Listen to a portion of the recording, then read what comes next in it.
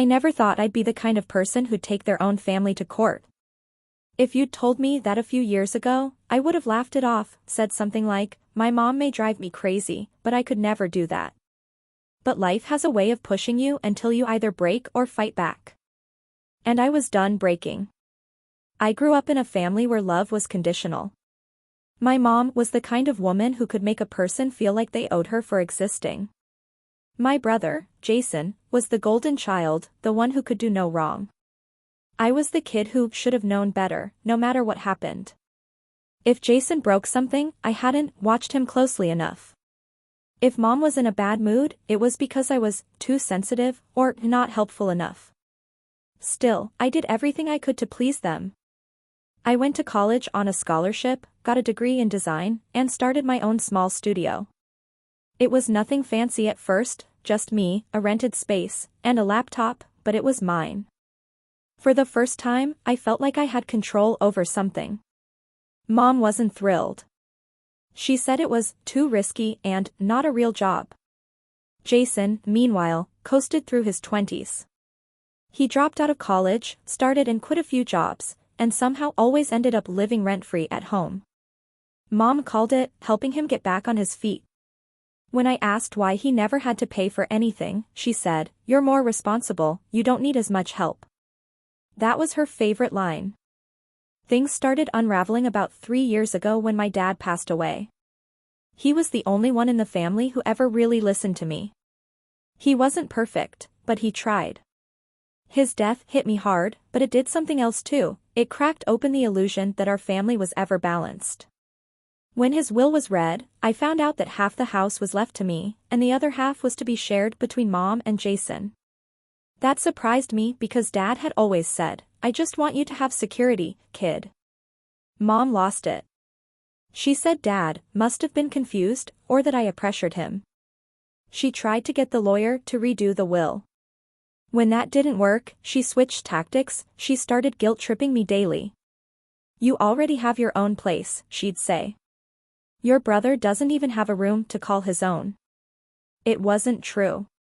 Jason had the master bedroom. For a while, I let it go. I didn't want to fight. But then something happened that flipped a switch in me.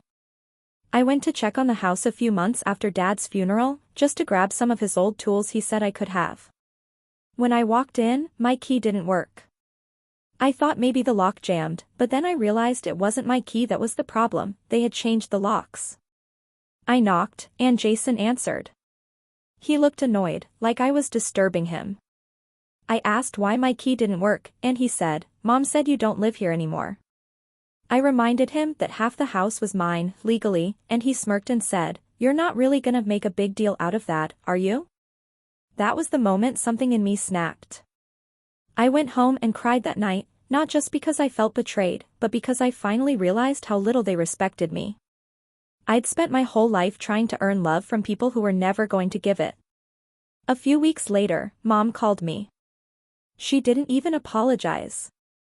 Instead, she said, "We've been thinking, maybe it's time to do something together.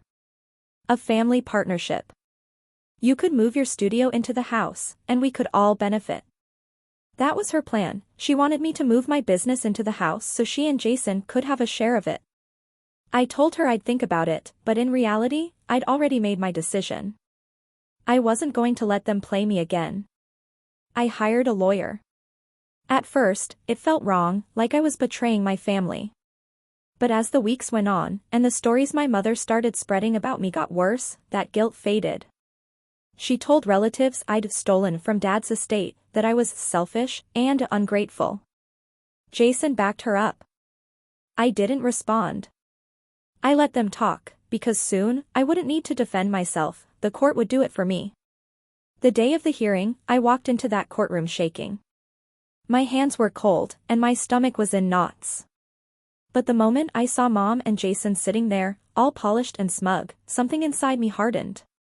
Mom gave me this little smirk, the same one she used to give when she thought she'd won. Jason looked relaxed, leaning back like he was at a cafe instead of a courtroom. They didn't know what I had planned. My lawyer stood up and calmly laid everything out. The title deed. The will. The proof that Mom had illegally changed the locks and rented out part of the house to one of Jason's friends. She'd even been collecting money under the table for it. My lawyer also presented the texts Mom sent me, the ones where she admitted she didn't think I'd really care about the property and that it made more sense for Jason to have it. Mom's smirk started to fade. Jason looked like he'd swallowed a lemon. Then came the best part. My lawyer revealed that I'd filed for partition of the property and that, due to the illegal rental income, I was also seeking reimbursement for damages.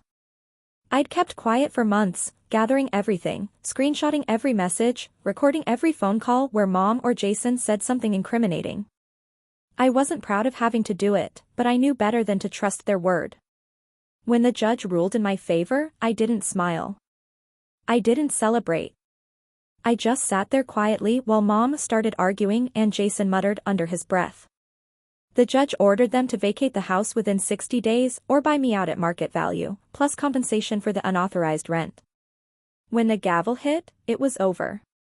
Mom refused to look at me. Jason stormed out. I just sat there for a while, trying to breathe. I thought I'd feel victorious, but mostly, I felt empty. Years of manipulation, lies, and guilt had built up to this one moment, and it was both freeing and devastating. After the hearing, I walked outside into the parking lot. The air felt different, cleaner somehow. My lawyer told me, "You did the right thing." I nodded, but I wasn't sure. The right thing doesn't always feel good. Over the next few weeks, Mom tried calling me. She left voicemails saying things like, "We can fix this," and "You've made your point, now drop it." I didn't respond. Then Jason called, accusing me of ruining Mom's life. I told him I wasn't the one who locked anyone out of their own home. A few months later, the house was sold. I took my share and put it toward a new studio, one that I owned completely, no strings attached. It's quiet there. Peaceful. Sometimes I think about Dad and how he probably saw this coming. Maybe that's why he left things the way he did, to give me a fighting chance. I still have moments where I wonder if I went too far. If I should have just let it go. But then I remember standing outside that locked door, hearing Jason's voice telling me I didn't belong in my own father's house, and I know I did what I had to. Family isn't supposed to make you feel small. It's not supposed to twist love into control. Sometimes the only way to survive is to stop playing by their rules. So, yeah. When I walked into court that day, they thought they'd already won. They thought I'd crumble like always. But I didn't. I walked out of that courtroom free for the first time in my life. And I've never looked back.